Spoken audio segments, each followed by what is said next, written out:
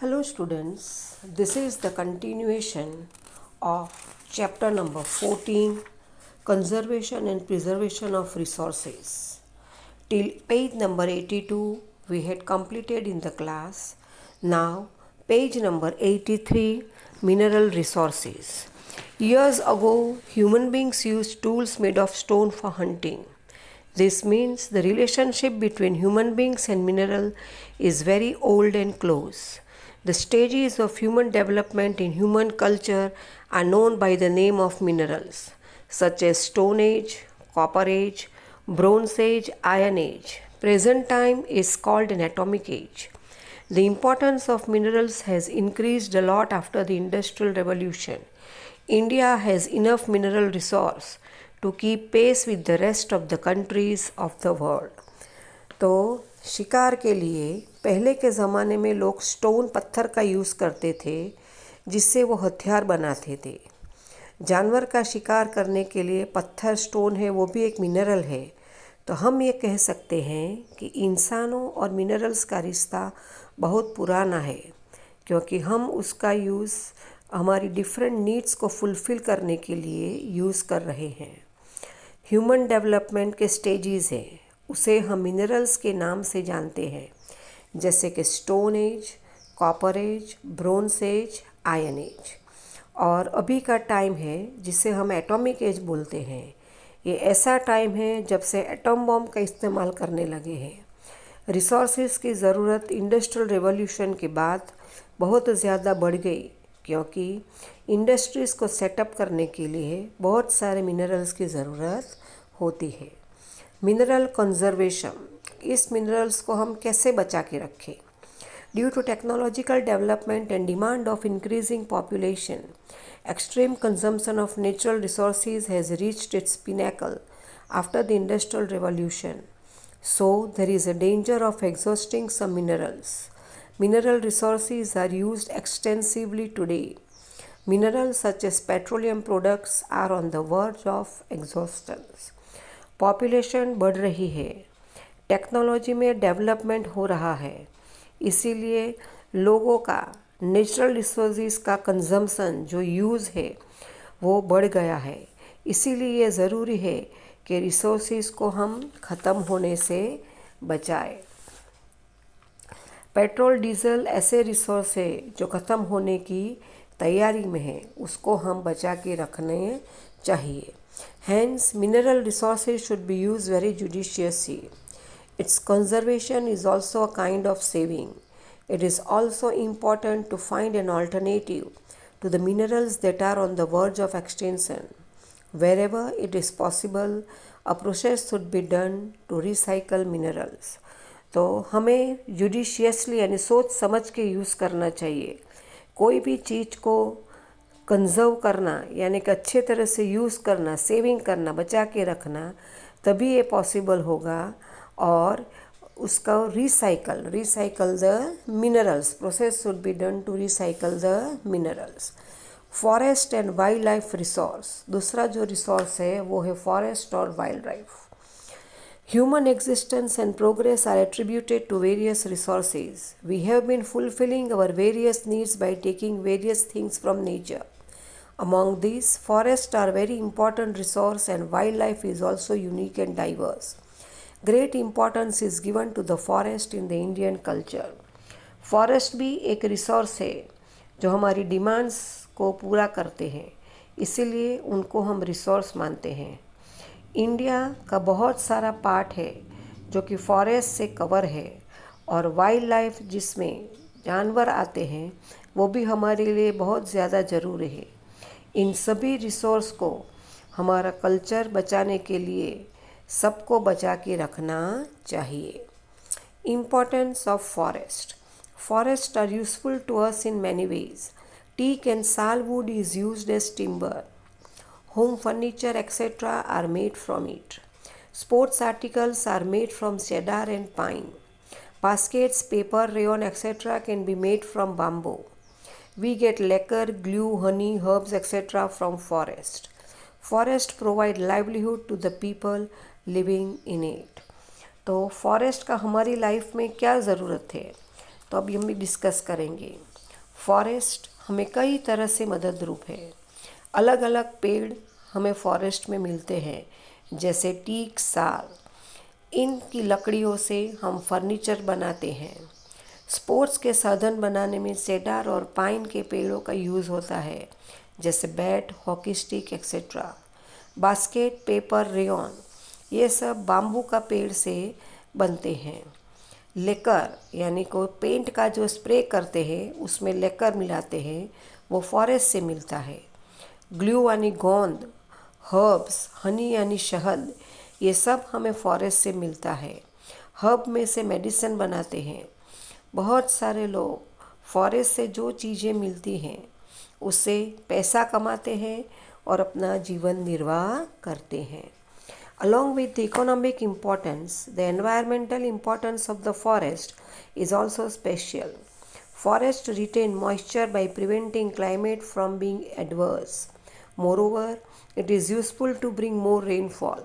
It is also helpful in conserving groundwater level and prevent soil erosion. It helps in maintaining the balance of oxygen and carbon dioxide in the atmosphere. तो forest हमारी economic needs को भी पूरा करता है। अगर कोई पैसा कमा रहा है तो वो हमारे देश की अर्थव्यवस्था, इकोनॉमी को अच्छा कर रहा है। फॉरेस्ट के आसपास का एरिया मॉइस्ट, नमी, ह्यूमिडिटी मेंटेन रहती है। बारिश जहाँ पर ज़्यादा पेड़ होते हैं वहाँ पे ज़्यादा बारिश होती है। ग्राउंड वाटर लेवल को भी फॉरेस्ट मेंटेन करता है और मिट्टी को इरोजन करने से बचाता है।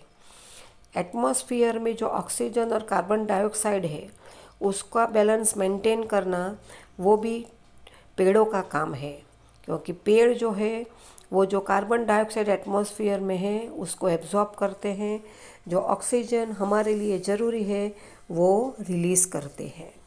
Now page number 84। The forest cover in India is very less.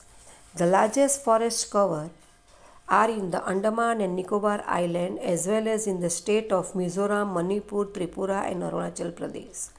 The forest cover in mountain region of the northeast is more than 60%. According to the report, State Forest Department 2017-18, out of the total area of Gujarat, forest cover is 11.18%. According to the National Forest Policy, 33% of the total land area should be covered by forest. The forest cover in India is only 23%.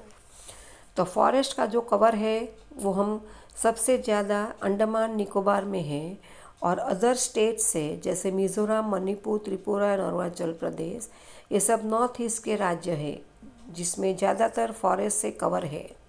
60% area north east का forest से cover है और state forest department का जो report है उसके आधार पे हम कह सकते हैं कि गुजरात में 11.18% का एरिया है उसमें ही फॉरेस्ट है। नेशनल फॉरेस्ट पॉलिसी है उसके अनुसार किसी भी जगह 33% लैंड एरिया फॉरेस्ट से कवर होना चाहिए, लेकिन इंडिया का 23% एरिया ही कवर है, जबकि होना चाहिए 33% के ऊपर। Forest conservation. Today forests are disappearing rapidly. Decreasing forests have become a major problem in the world. There are many reasons for deforestation. Due to greediness of men to get land, raw material for industries, timber, urbanization, etc., forests are decreasing rapidly. तो दिन पर दिन forest बहुत कम होते जा रहे हैं और ये हमारे एनवायरनमेंट का एक बहुत बड़ा मेजर प्रॉब्लम है, क्योंकि ऑक्सीजन और कार्बन डाइऑक्साइड का बैलेंस नहीं बन पा रहा है। फॉरेस्ट डिसअपियर होने के बहाने बहुत सारे रीज़न्स हैं। पहला है फॉरेस्ट का कटना, डिफॉरेस्टेशन, यानी फॉरेस्ट का कटना, उसे हम डिफॉरेस्टेशन कहते हैं। लोगों की लालच की वजह से डिफॉरेस्टेशन होता है। लोगों को ज़मीन, रॉ मटेरियल इंडस्ट्री के लिए टिम्बर, लकड़ी, उसकी डिमांड बढ़ गई है और ये हमें कम होना जा रही है। शहरीकरण अर्बनाइजेशन बढ़ता जा रहा है, इसी के कारण जो नेचुरल रिसोर्सेज है उसकी डिमांड बढ़ती जा रही है। Due to haphazard destruction of forests, the environment has suffered some adverse consequences. First, increase in pollution. Second, decrease in rainfall, drought, soil erosion, endangered wildlife and their reducing numbers, increase in global temperature, destroying natural beauty, etc. तो forest का कटना ये एक disaster है, क्योंकि इससे human life effect हो रही है। तो कैसे इफ़ेक्ट हो रही है? पोल्यूशन बढ़ रहा है, वर्षा बारिश रेनफॉल कम हो रही है, ड्राउट सूखा दुकाल हो रहा है, फॉरेस्ट नहीं होंगे तो सॉइल इरोजन बढ़ जाएगा, जंगली जानवर जो फॉरेस्ट में वाइल्ड लाइफ जो फॉरेस्ट में रहते हैं, अगर फॉरेस्ट ही नहीं होंगे तो वो रहेंगे कहाँ पे? इनका नतीजा ये होगा कि उनकी संख्या जो है वो कम होती जा रही है, गर्मी बहुत ज़्यादा बढ़ती जाती है। नेचुरल ब्यूटी की जगह, जैसे फॉरेस्ट हमारी नेचुरल ब्यूटी है, जहाँ पर लोग को रहना अच्छा लगता है, लोग घूमने जाते हैं, देखने जाते हैं, ये सब कम हो रहे हैं। The constitution of India states that the prime duty of a citizen is to protect and improve the natural environment, including forest, lake, rivers and wildlife, and to show compassion to living beings. Forest and wildlife are also protected by law. There is also provision for punishment. हमारा जो संविधान है, constitution, उसमें लिखा गया है कि हमारी फर्स्ट ड्यूटी है वो है नेचुरल एनवायरनमेंट, उसको बचा के रखना। और नेचुरल एनवायरनमेंट क्या क्या है जिसको हमें बचा के रखना है? वो है forest, lake, rivers, wildlife. इन सब को पोल्यूट ना करें, पेड़ों को ना काटे, फिर भी हम ऐसा कर रहे हैं, जो कि हमें ऐसा नहीं करना चाहिए। बहुत सारे फॉरेस्ट एरियाज़ को सरकार बचा के रखती है ताकि उनको कोई काट न सके। अलग अलग कानून बनाए हैं ताकि हम हमारे पेड़ों को, हमारे जंगलों को बचा के रख सकते हैं। और उनके लिए जो ये लॉ नहीं फॉलो करता, उनके लिए पनिशमेंट भी रखी गई है। Some of the forest conservation measures are as follows. अब हम फॉरेस्ट को कैसे बचाएं? Forest conservation can be done through environment, education and environmental awareness. Environment, पर्यावरण को बचाने के लिए लोगों को एजुकेशन दे सकते हैं, लोगों को जागरूक करना पड़ेगा। To explain the importance of forest through various competition activities. बहुत सारे कॉम्पिटिशन्स और एक्टिविटीज़ रखवानी चाहिए जिससे बच्चों को इंटरेस्ट आए और उसमें फॉरेस्ट बचाने की बात करनी चाहिए। To improve the scope of work of the forest department. Forest department जो गवर्नमेंट के अंदर आता है, उसका काम अच्छा हो, ऑफिसर्स अच्छी तरह से काम करें, वो सब देखना चाहिए। Tree plantation should be done on follow land. पेड़ लगवाने चाहिए, अलग अलग डे सेलिब्रेट करके बच्चों को पेड़ लगवाने चाहिए, तो अवेयरनेस बढ़ेगी और जागरूकता होगी। To form an eco club in the school and do various activities. Eco club school में बना के सब बच्चों के साथ मिलकर एक्टिविटीज़ करनी चाहिए। फॉरेस्ट कंजर्व और एनवायरनमेंट के बारे में उन लोगों के साथ चर्चा करनी चाहिए। To give importance to the programmes like tree plantation, Van Mahotsav etcetera. Tree plantation और वन महोत्सव जैसे प्रोग्राम करके उसका इम्पोर्टेंस बढ़ाना चाहिए। फिर अलग अलग डेज सेलिब्रेट करते हैं, जो आपको नीचे दिया गया है कि 21 मार्च world forest day, 5 June world environment day, 4 October world wild life day, 29 दिसंबर बायोडाइवर्सिटी डे। इस तरह अलग अलग डेज सेलिब्रेट करके हम उसका इम्पोर्टेंस बता सकते हैं। आगे है वाइल्ड लाइफ रिसोर्स, ये अगला रिसोर्स है। India's wild life is diverse. Various species of insects and various animals of the world are found in India. There is also a lot of diversity in the species of birds and fishes.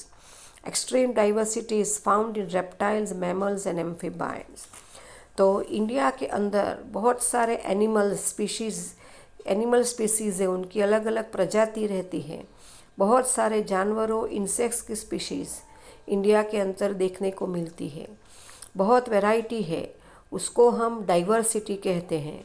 और ये diversity birds, fishes, reptiles etcetera में है। और भी कौन से हैं wild life वो हम देखेंगे। Kashmiri deer and wild goats are found in Jammu Kashmir and Ladakh. तो जम्मू कश्मीर और लद्दाख में कश्मीरी डियर और वाइल्ड गोट्स देखने को मिलते हैं। Elephants are found in Uttarakhand, Karnataka, Kerala, Assam etcetera. Uttarakhand, Karnataka, Kerala और असम में एलिफेंट्स पाए जाते हैं। The one horn rhinoceros is a unique animal of India. ये जो राइनासोर है एक सींग वाला, ये इंडिया का सबसे अलग यूनिक एनिमल है। वो आसाम में और swampy region of West Bengal में देखने को मिलता है। गुडखर यानी wild donkey are found in the Little Rann of Kutch and the adjoining area. वो रन ऑफ कच्छ और उसके आसपास के इलाके में ये गुडखर यानी वाइल्ड डोंकी देखने को मिलते हैं। Now page number 85. India is the only country where all three animals like lion, leopard and tigers are found. The lion live in the forest of Gir in Gujarat. तो हमारा देश India ऐसा एक ही देश है जहाँ पे ये 3 एनिमल्स पाए जाते हैं। वो कौन से एनिमल्स हैं? Lions, leopards and tiger. और गुजरात में जो गिर का जंगल है उसमें हम लायंस पाए जाते हैं, जहाँ लोग देखने को जाते हैं।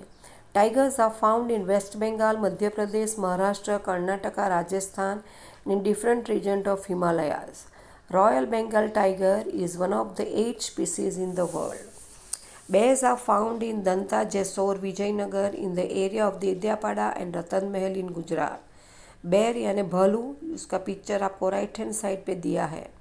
वो ये जैसोर, विजयनगर वहाँ पे पाए जाते हैं। Bird species like ducks, parrots, काबर, pigeon, myna are found in large numbers in India. ये पक्षियों की प्रजाति स्पीशीज़ है जो इंडिया में बहुत सारे मात्रा में पाए जाते हैं। Nal Sarovar in Gujarat is famous for its migratory birds in winter. Nal Sarovar एक गुजरात में एक जगह है जहाँ पे माइग्रेटरी दूसरी जगह से सब बर्ड्स यहाँ पे आते हैं विंटर सीजन में। Flamingo is the state bird of Gujarat, और उनमें से फ्लेमिंगो जो है वो गुजरात का स्टेट बर्ड है। मैकरल, प्रॉन, बुमला, shark, dolphin, salmon, this species of fish are found in the coastal area of India. दरिया किनारे पे ये सब फिशेस की स्पीशीज़ है, प्रजाति है, फिशेस की जातियां हैं, सब उसके नाम दिए गए हैं, वो पाए जाते हैं। In India different types of deer and many species of snakes are found. अलग अलग टाइप के डियर और अलग अलग टाइप के स्नेक, सांप भी पाए जाते हैं।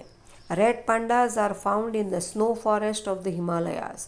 रेड पांडा नाम का जो जानवर है जिसका पिक्चर नीचे दिया गया है, वो हिमालयाज में जो बर्फ़ से ढके हुए जंगलों हैं उसमें हम देख सकते हैं। Endangered wild life, tigers from the forest of Gujarat and cheetah from the forest of India are extinct. Some endangered species including the birds like sparrow, vulture, stork, owl, crane and animals like gharial, crocodile, gangetic dolphin are on the verge of extinction. Otters found in the river of Gujarat like Narmada, Tapi and Sabarmati are in danger. तो endangered यानी ख़त्म होने वाले, तो tigers जो है वो गुजरात के फॉरेस्ट में और चीता इंडिया के फॉरेस्ट से लुप्त होते जा रहे हैं। Then there are other endangered species also, ऐसी भी कई स्पीसीज़ है जो ख़त्म होने जा रही हैं, और वो है बर्ड्स जैसे sparrow, vulture, stork, owl, crane. और अदर एनिमल्स भी है जैसे नीचे पिक्चर दिए गए हैं, घड़ियाल, crocodile, Gangetic dolphin, they are also on the verge of extinction यानी ख़त्म होने वाले हैं। ऑटर्स जो है वो गुजरात की नदियां हैं, नर्मदा, तापी और साबरमती, उसमें पाए जाते हैं, वो भी सब खतरे में है। So students, till here. Now the next part of the chapter will continue in the next video.